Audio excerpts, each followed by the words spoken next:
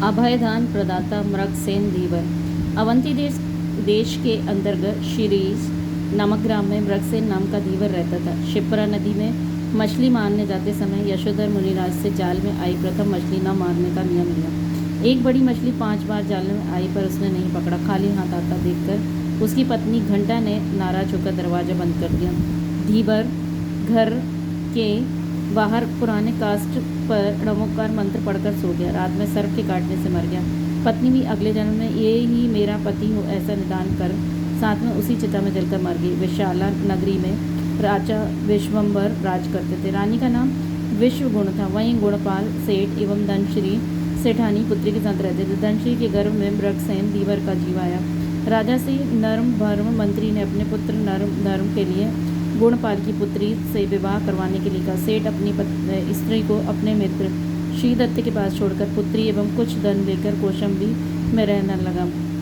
आहार को आए शिवगुप्त व मुनिगुप्त में से छोटे मुनि ने धनश्री को देखकर शिवगुप्ती मुनि से कहा, इसके घर में कोई अभागा आया है। शिवगुप्ती मुनि बोले, तुम्हारा अनुमान गलत है। इसके घर में धर्मात्मा पुत्र आया और उसका विवाह राजपुत्री से होगा। श्रीदत्त ने चांडाल को पुत्र देकर मारने को कहा।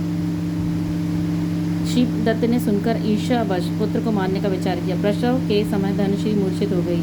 श्रीदत्त ने चांडाल को पुत्र देकर मारने को कहा। वह सुरक्षित स्थान पर छोड़कर चला गया। श्रीदत्त का भय नहीं। इंद्रदत्त माल बेचने गए। ग्वालों से सुनकर पुत्र को ले गया। श्रीदत्त को पता चला तो यह मायाचारी से वाहन व वांजे से लाकर पुनः चांडाल को लोभ देकर मारने को दिया। उसने दयावश नदी के किनारे गुफा में छोड़ दिया। वहाँ से ग्वालों का मुखिया गोविंद ले गया। एक दिन श्रीदत्त घी खरीदने आया और संदेश देने के बहाने धन कीर्ति को घर भेजा और पत्र में लिख दिया कि पत्रवाहक को विष देकर मार देना। धीवर का जीव धन कीर्ति पत्र गले में बांधकर चला।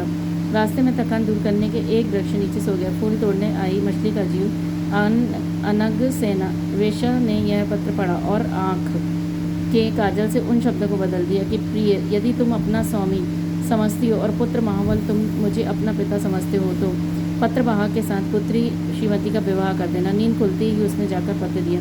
शुभ मुहूर्त में श्रीमती के साथ उसका विवाह हो गया। श्रीदत्त को पता चला कि उसने गांव के बाहर पार्वती के मंदिर में उसको मारने के लिए व्यक्ति नियुक्त किया है। आकर दामाद को पूजा की सामग्री देकर भेजा। रास्ते में साले महाबल ने सामग्री ले ली और मंदिर गया तो महाबल मारा गया। हताश होकर पत्नी से दामाद धन कीर्ति को मारने को कहा। पत्नी ने साफ लड्डू विष मिश्रित व मैले लड्डू सादे बनाए और पुत्री से साफ लड्डू दामाद को और मैले लड्डू पिता को परोसने को कहकर नदी नहाने चली गई।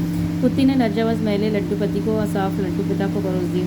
श्रीदत्त का मरण जान उसकी पत्नी ने भी विषैले लड्डू खाकर मरण किया। राजा ने धन कीर्ति के गुण और ब्रह्मचर्य की प्रशंसा सुनकर अपनी पुत्री की शादी कर और आदेश देकर राजश्रेष्ठी के पद पर